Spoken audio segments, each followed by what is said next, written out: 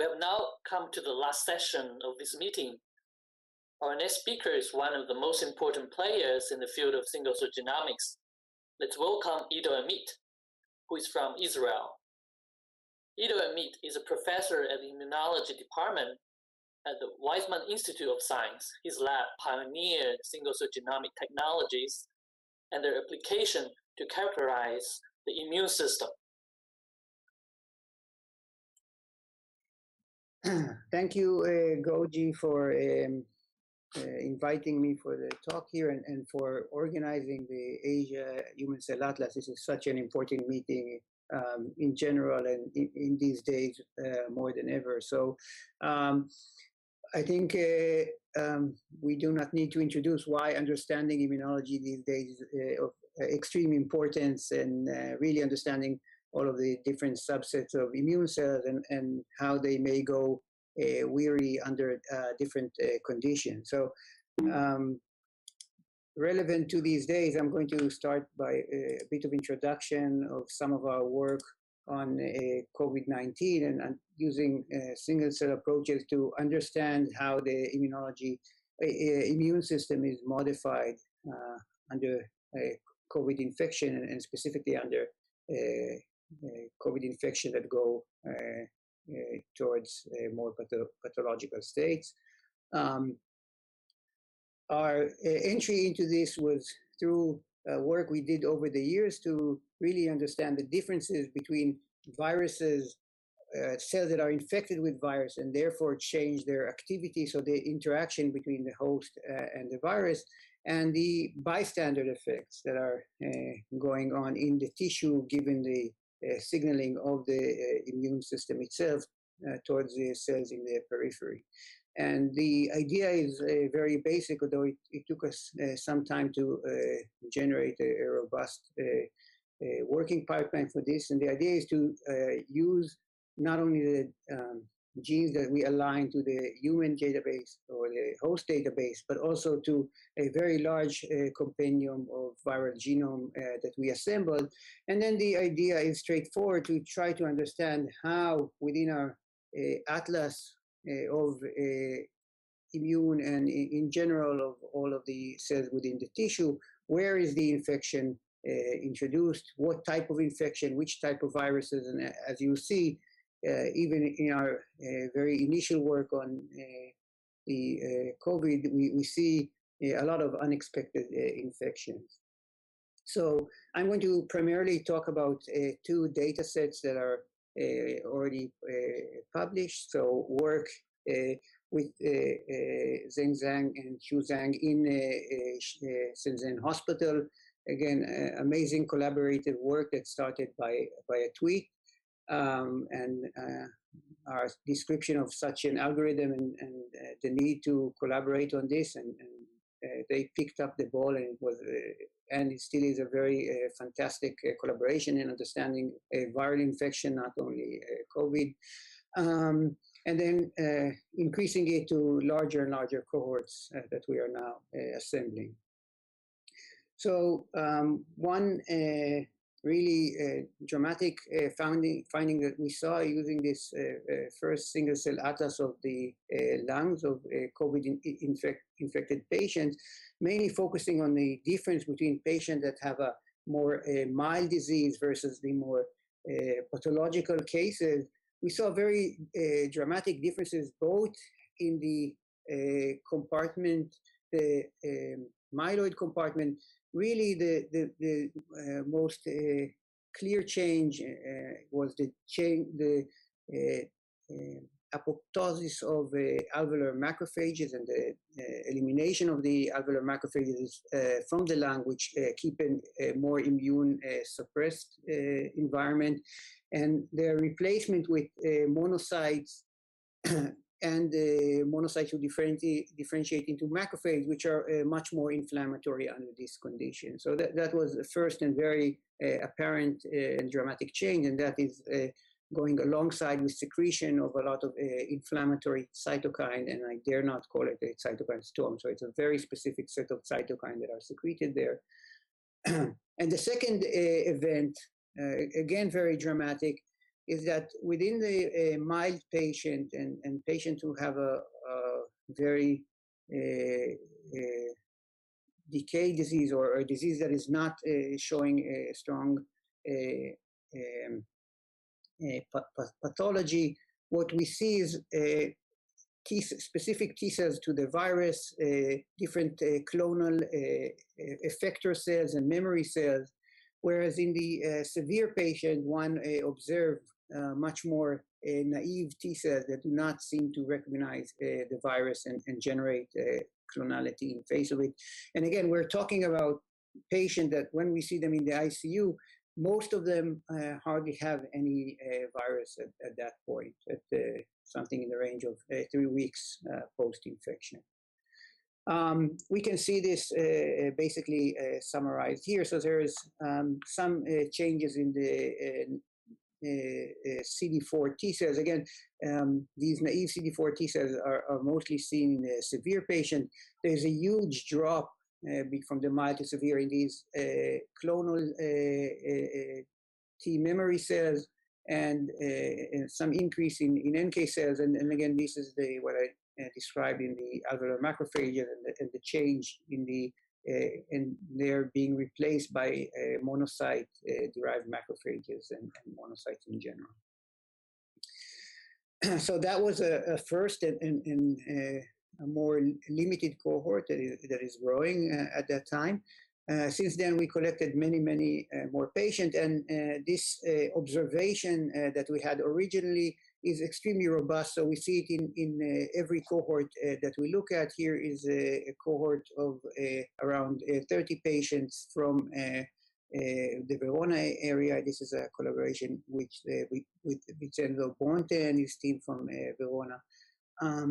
And the same the observation holds very strong, a huge decrease from these memory CD8s in the more mild patient to the severe patient having mostly naive T cells. And that is completely correlated with the amount of pathology we would see in the patient, as one can see here in the SOFA curve. As I mentioned, our goal is to really understand the interaction of the virus with the host in these studies. And these are some of the benchmarking experiments we did, where we, at that case, knew which virus we're introducing into mice in this case. And that allowed us to really calibrate and improve the algorithm, so we have better specificity. And again, viruses have repeated elements and so on to allow us to remove all types of noise and make the algorithm better. And then going into the real data, what we saw are what we expected. Again, we identified with our algorithm the SARS-CoV-2, again, in some of the patients, mostly in the severe patient. I have to say the levels were not extremely high, except for one case that I'll show a bit later. But what was really surprising is that we started to see that there are secondary co-infection that was mentioned to other viruses from the same, from coronavirus. And this is, was suggested that this might be when these other viruses, what generates a more severe disease. And indeed, in this cohort, we found human metapneumovirus. And in this case, the viruses are not in a low amount, but actually take a very substantial amount of the molecules that we identify in the patients. And this diverts, again, the immune system in the lung of these patients very dramatically to a very high type 1 interferon signaling and secretion. We think that has to do with a non-proper immune response. Again, most of the cases, patients that have these secondary effects do show a very severe outcome and in many cases death. This is just an example of where, which cells we actually observe these infections. So while most of the the SARS-CoV-2 we identify within epithelial cells, a little bit in macrophages, though we can't separate whether these are macrophages that are actually engulfing the epithelial cell. The pneumonovirus was mostly seen in monocytes, and again, these had a very abrupt and robust type 1 response, which we think interferes with the normal progression towards a productive immune response. If we go to the second cohort, again, we saw many co-infections.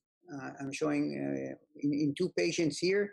The infection were different, so it wasn't with the pneumonovirus like we've seen in Shenzhen, but actually HSV1 virus in the cases. So what we think is happening that once the immune system becomes weak, this by the coronavirus, it allowed for the secondary infection, which then really increase the pathology.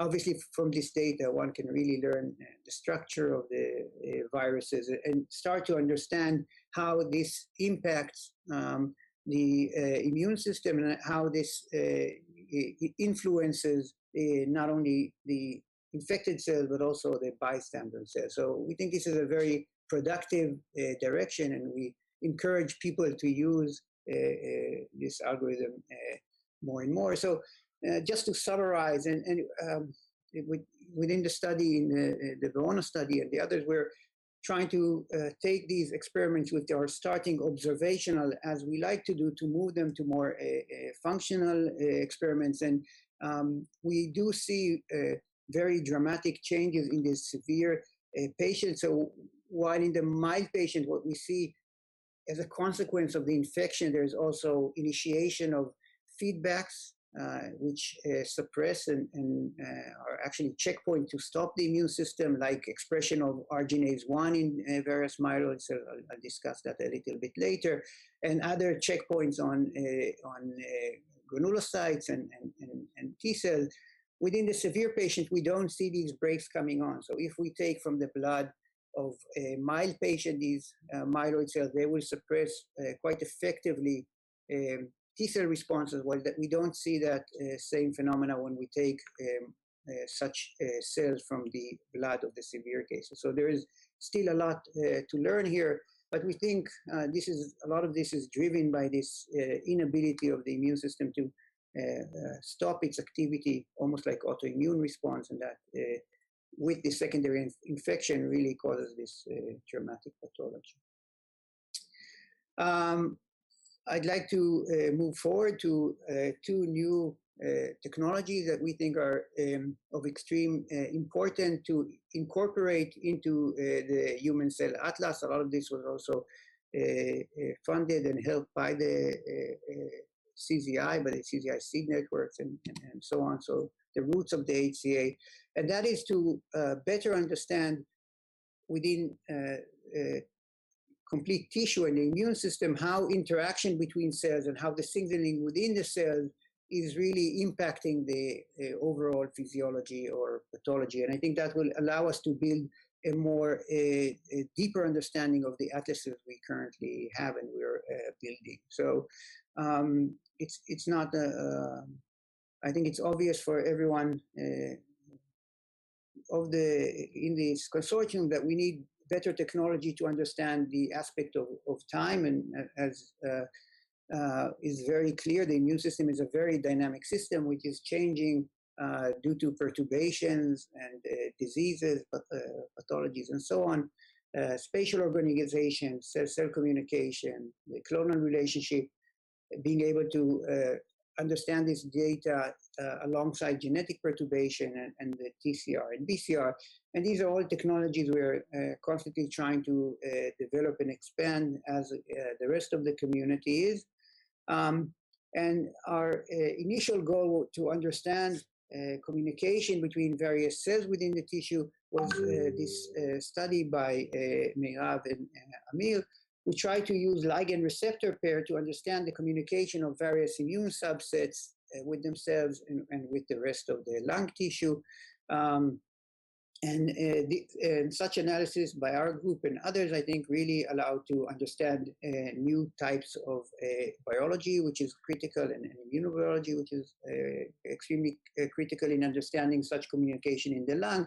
And what we found is that through IL-33 signaling, 82 cells modify and prime a basophil to become lung-resident basophil who, using various cytokines, signal to macrophage to adopt them to become alveolar macrophages, which are very critical to restrict overactivation in immune responses, such as the case of COVID-19. So that finding really pushed us to understand that the tools we actually want is to understand how cells communicate with one another in a way that would be deterministic, not using such ligand receptor pairs, which give you a very wide spectrum of potential interaction, but one does not really know which one of them are actually true and happening within the tissue at the point of time that one is looking. And what Meirav and Amir developed is this approach to understand such interaction, and usually such interaction, for example, between T cells and myeloid cells, forming these synapses of antigen presentation or repression of T cells, specific T cells, is a rare event. And to capture it, it may not be enough to look at ligand receptor pair, and it may not be enough to do other approaches, but perhaps we need an approach to specifically target those pairs, and that's what Meirav and Amir built. And that basically uses, again, the ability of the FACS to look at individual markers, for example, a marker for a T cell, a marker for an antigen-presenting cell, and then look for these rare events where you see both markers on the same conjugate, okay, on the same cell, basically, which is two cells communicating together. And the basic idea is to sort each one of these different subsets, individual of cell 1, cell 2, and the conjugate. And that helps us to start to understand their signaling. And again, this was published, so I'm going very quickly at this data. But the basic idea is we have these different cells, and initially we sort them as singlets, and this is used to actually simulate all potential doublets. And this simulated doublets allows us to analytically remove all kinds of artifacts in such data, and that is doublets that are formed in vitro and so on and so forth, and really understand which interaction are happening more frequent than we would expect, which are likely happening in vivo, in situ, in the tissue. And then not only that, but also understand which molecules are over-represented, meaning they're part of the likely interaction signaling between these two subsets, and then understand by deconvolution which molecules are relevant to which one of the cell types and which one are induced because of the interaction. Again, this system actually is improving on a daily basis, so we are going more and more into complex human tissue, again, making it relevant for the human cell atlas goal. This is just an example of one such cell that we sorted and then visualized, showing this beautiful synapse with the TCR here of myeloid cells, dendritic cells, and T cells. Where we're going with this, as I mentioned, is going into human tissue. I'll show you a collaboration with the lab of Miriam Meirad from Mount Sinai and the lab of Amos Tanai, where we specifically look at such interaction of T cells and myeloid cells in the non-small cell lung cancer tumors and the adjunct tissue, the healthy tissue, if you will. Again, looking myeloid markers, T cell markers, and the peaks. And the goal is to understand which such interaction are happening in TME versus the normal tissue. Long story short, we find very interested in non-expected interaction. One specific interaction that we are focusing on is an interaction with what we call tumor T helper cells. So it's a specific T helper, specific CD4 to the tumor with a very specific characteristics of molecules, both signaling and checkpoints. Again, this is CD4, which is completely different from the Treg signature. We can identify it in various sites within the tumor, so this physical interaction.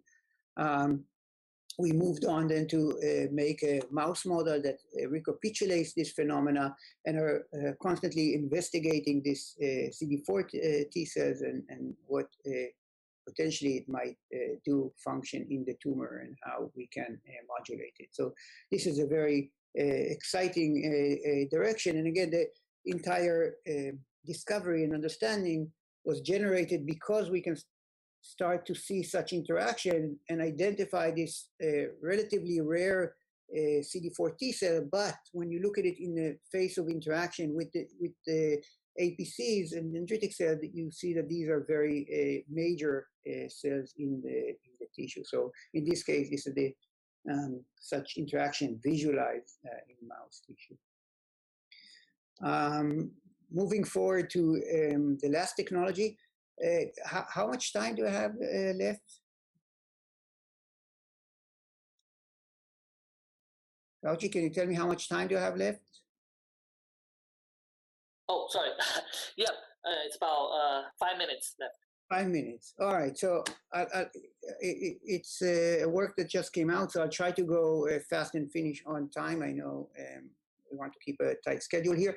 So again, this is another new technology just published, and I think it has two major areas of importance thinking about the human cell atlas. On one hand, it can allow us to improve our maps by adding additional information, signaling information, metabolic information, information about transcription factors, and as we know, play a very important role in defining the different cell states that we look at.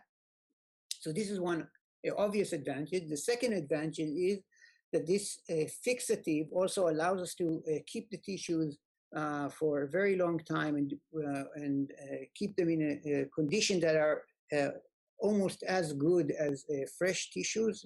I'll show that in a second. And I think that can be widely used for distributing samples across the world, which is, I think, currently a bit limiting. So the basic idea that we struggled with and have solved, and I think this was a struggle for many, is to actually be able to fix all of the content of the cell, protein, and so on, while an RNA, while being able to permeabilize and open the membrane, which allows us to then introduce antibodies and other contents inside. And in all cases we looked at, all fixative and other reagents we tried, once you permeabilize the cells or fix them, you degrade most of the RNA. Again, with our specific fixative, which is a combination of different salts and solvents, it allows us to actually permeabilize the cell while maintaining the RNA intact. And then one can label the different protein modification and so on with antibodies, either fluorescently labeled and hopefully want to introduce soon that are labeled by sequence specific, and then run it through either our MARSEC or through droplet approaches and understand the context of the transcriptional state in front of various other layers of information, metabolic, transcription factor signaling, spearheaded by these two brilliant, or actually three brilliant PhD students, and Asaf Weiner, staff scientist in lab, and Ido Amit, postdoc in the lab. I'll go very quickly. I think I'm out of time. Again, several methods, and INSEC is really allowing you to permeabilize the cell and introduce antibodies. Others are not. And what it also does, unlike any of the other known currently fixatives, it allows it to preserve the RNA, and these are the levels that one gets with fresh cells, and this is also preserved RNA for a very long amount of time. Again, it's hundreds and thousands of fold more than any of the other fixative we've tested. The cell composition, once you run it on a 10x, is exactly similar to the first sample, and basically one sees the same genes and gene signature that one has on fresh cells. This is true for a very large number of tissues we've calibrated by now, and these are PBMC. As I mentioned, this allows you now to go and start to understand the context and even sort and focus on specific transcription factor. For example, over here we sorted Tregs from PBMC, and you can see they're quite rare, and only once we sort for FOXP3 positive cell with an antibody, we can really enrich for these cells almost 60%. So this allows us to then go and do all kind of combinatorics of different transcription factor and identify various T cell subsets, for example, different rare memory cells in tissues and so on, looking at such combination of transcription factor. I think it's going to be extremely enlightening for many of us to push on this approach. It also has translational aspect. We can start to understand what is the different in different subsets of cell in specific tissues. For example, we would want to target Tregs only in the tumors and not in the periphery to avoid secondary effects, and this really allows us to do such important discovery. Last point, I'll try to do it in 2 minutes. I see time is running out.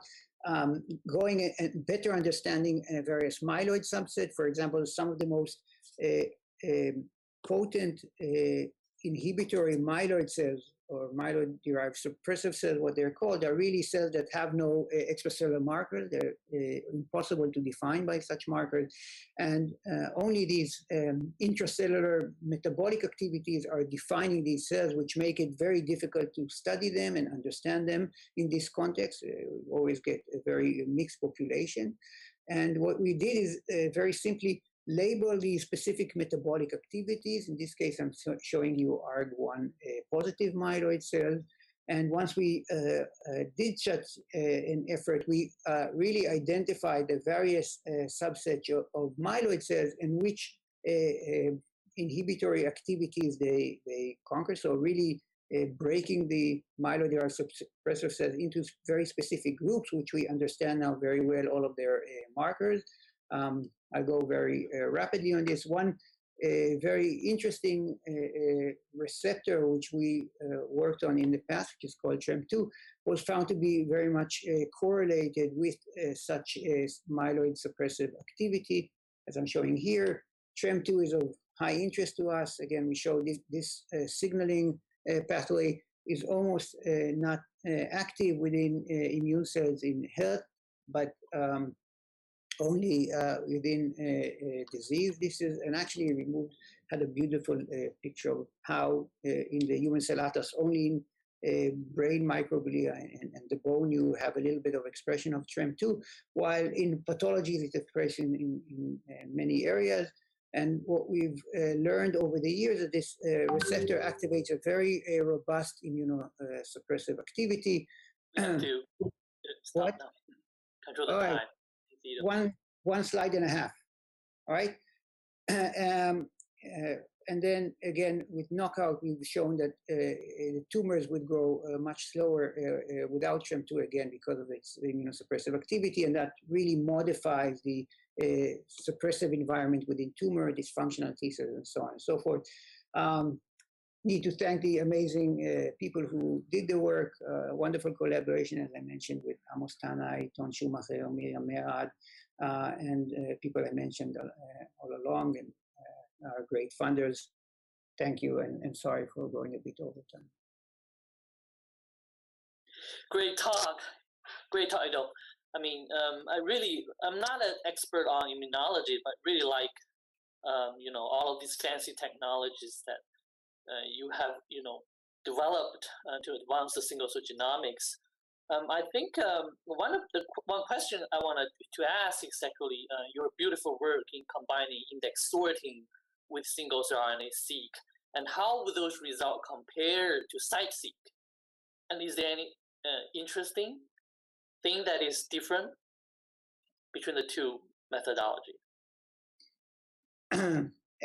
Yeah, so site-seq is a great technology, and I think now it's really very widely used, and that's, I think, allows it to constantly improve. The point that CiteSeq is focusing, I would say there's two differences that people should consider. So CiteSeq is for quantifying proteins, and it's for quantifying currently extracellular proteins. So what the approach we like to do is to use the facts also to zoom in and focus on specific population, right? And for that, you need to see the amount of protein in live.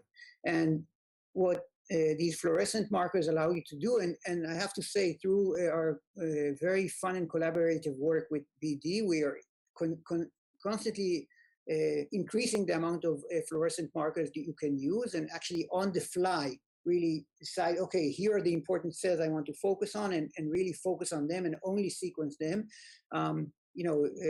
The new sorters that are going to come out or are coming out now can do 40 such protein. That's going to be very important for our community, immune and other. So that's one feature, okay? So the CiteSeq you have to predetermine and you quantify, but you cannot use it too. The second difference is that it only uses the extracellular markers. We are also very interested in the intracellular signaling metabolism, but the good thing is we hope to merge these and have our technology also relevant for CiteSeq. There's still some problems in the fact that introducing nucleic acid into the cell at this point generates quite a substantial amount of noise. So the signal to noise is not as good as with fluorescent. And we hope to solve that by various blocking mechanisms. If people have ideas, we really welcome collaboration on that end. Great. And then we have a question from the audience. So Xian asked, is there a version of the viral track algorithm that uses sequence information from both ends of the pair and read? Yeah. Or so, is that? Yeah, so this algorithm was developed by a brilliant, actually, I now remember, I just introduced yesterday the slides on this because you said you wanted to have yeah. So a brilliant PhD student called Pierre Bost, and we are working on that. So that will be introduced hopefully soon. But at this point, I think if you go into the current version, I think it will not support this. But I can respond, if it's and answer the community if you can forward when it's expected to come out. Hopefully soon. Okay, because of time, we have to move to the next speaker.